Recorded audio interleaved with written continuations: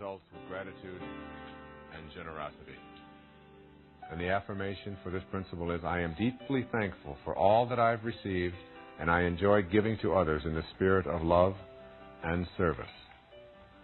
This is a very important part, not only of being able to show up in your life what it is that is the fulfillment of your heart's desire, but it is also a beautiful way to begin living your life every day.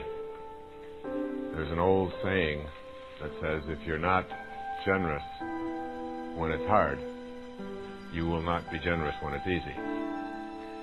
And generosity isn't necessarily the giving away of what you have, but it's more of a attitude of spirit, as is gratitude.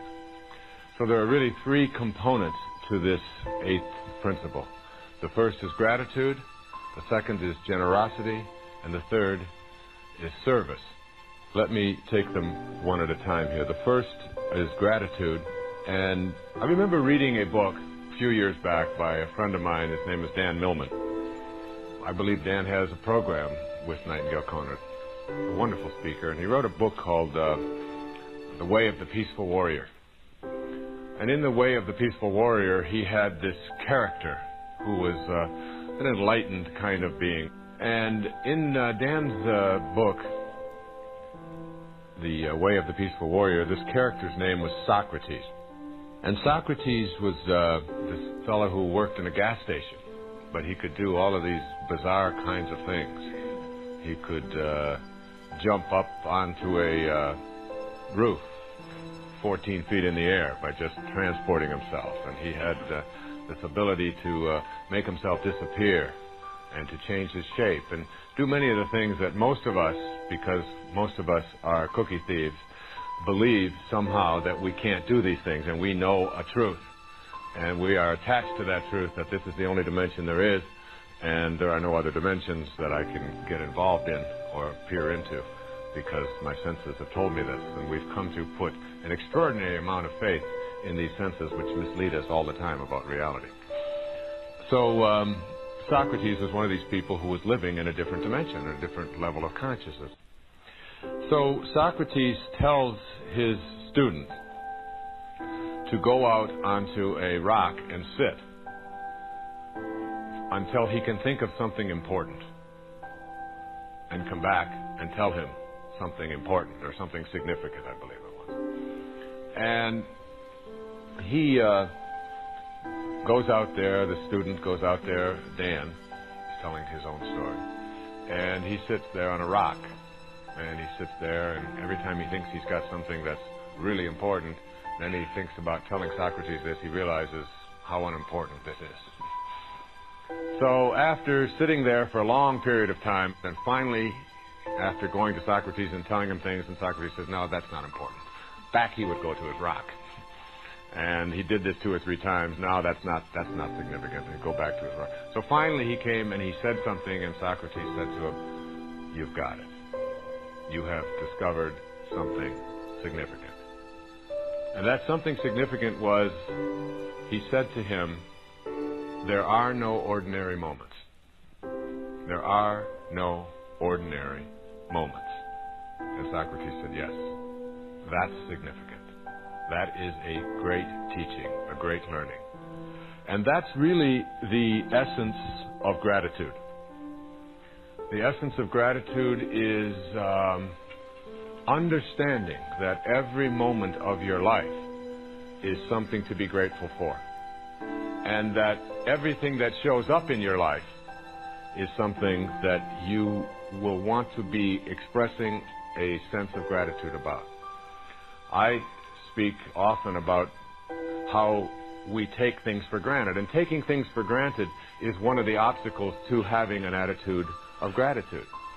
Taking things for granted very often, I've often said that I think we should have special days every year in which we appreciate all the different aspects of our being. You know, like we give thanks for our liver on Mondays, on the 3rd of January, Liver Appreciation Day. Or just try to imagine what it would be like if you didn't have that liver. There would be nothing for you to imagine. And then for the air that we breathe, and for the ground that we walk upon, and for gravity, and for the food that we have, and for the sky, and for, our eyelids, which we just take for granted.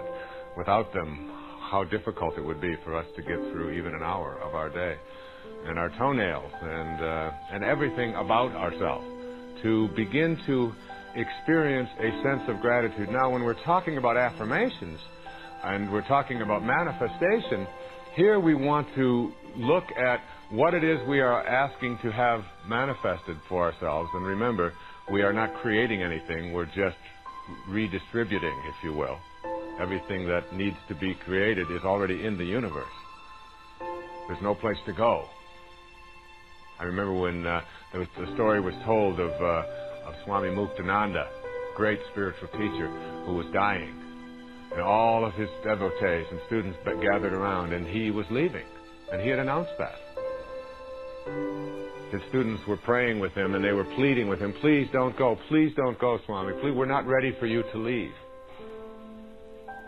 And he opened his eye and looked at them and said, "Don't be silly. Where could I go? Where is there to go? Everything is already here."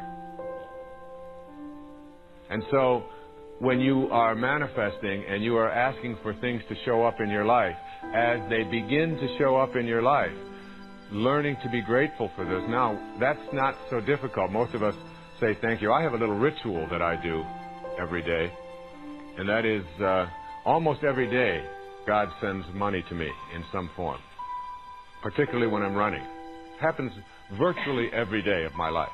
And it's a little game, a mental game that I have played with myself.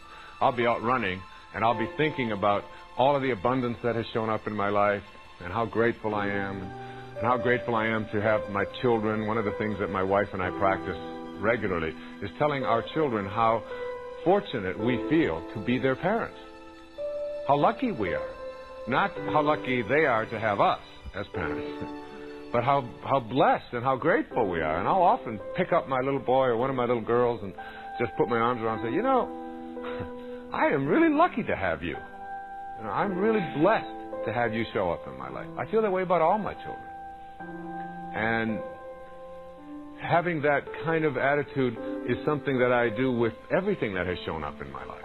Because I lived a big hunk of my life without a lot of abundance, with a great deal of scarcity. But even while I was living in scarcity, there was never a sense of poor me, or I wish I had more, or even looking at other people and saying, they've got it and I don't. That attitude keeps you from being grateful for what you have. Even as a child, I didn't learn to say, oh, they've got a Cadillac and we have to drive around in an old Chevy or something. There was a sort of an internal knowing that you haven't earned a Cadillac. That isn't something that you even think about as being yours. They used to talk about being able to buy a Cadillac when I was a young man, buying my first car, and they said a Cadillac cost almost $4,000. I couldn't comprehend a Cadillac costing $4,000 and having $4,000 to buy a car. It wasn't like something I would even give a moment's notice to. If other people had that was just their karma, or that was their benefits, or somehow they had done something to earn that. Today, when I go to buy a car, $4,000 is an option. You want this stereo system instead of this one? That'll cost $4,000 extra. All right, throw it in. What do I do? It's got extra speakers.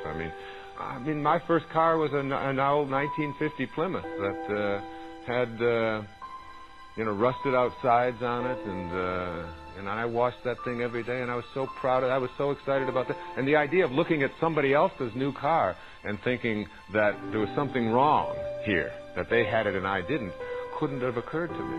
And I believe it's that attitude of being grateful for whatever shows up in your life that allows additional things to show up in your life. And my little ritual that I play every day when I'm out running is little coins that I find in the street.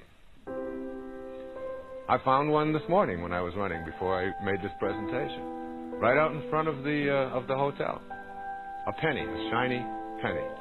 And I have a I've never admitted this in public before, but I have a large jar of coins that is hidden behind, in a bookcase, behind a whole, nobody knows where this is except myself. And this contains all of the money that I have found in the last 20 years. And it's a huge amount of money. Some of it is wrinkled up bills. A lot of it is foreign money because I've run in foreign countries. And most of the coins are dirty and they've been out on the street for a long time. And there's a couple of $20 bills. There's a $100 bill in there. And every time I look at that little symbol that just keeps growing, it reminds me to be grateful. And when I pick up one of those coins, I always say, thank you, God, for this symbol of abundance that has shown up in my life. Thank you. And I put it in my pocket, and I put it away in a special way. When I get back to my office, I go to that little place, and I put it in there, and I look at that, and that's my reminder. What gratitude does is it keeps you connected to that source which brings things into your life. It keeps that connection open.